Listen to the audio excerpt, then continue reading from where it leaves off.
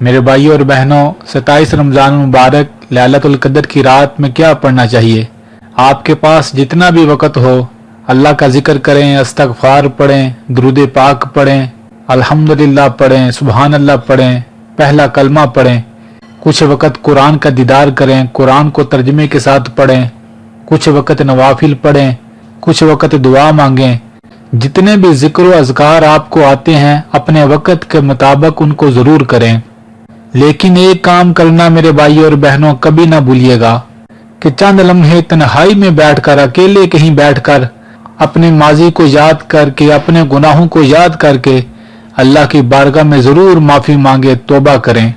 اور اللہ کو اپنے گناہوں سے معافی مانگنے والے اتنے پسند ہیں، بخاری کی روایت میں فرمایا، جو انسان اپنے گناہوں کو یاد کر کے تنہائی میں بیٹھ کر اللہ سے معافی مانگتا ہے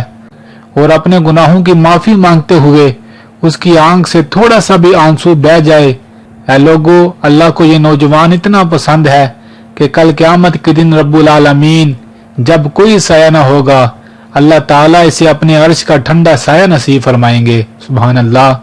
اور اگر آنسو نہ بھی بہہ سکے میرے بھائیوں اور بہنوں، انسان رونے والا منہ ہی بنا لے، اللہ کو یہ عذاب اتنی پسند آتی ہے کہ اس کے اس عمل کی وجہ سے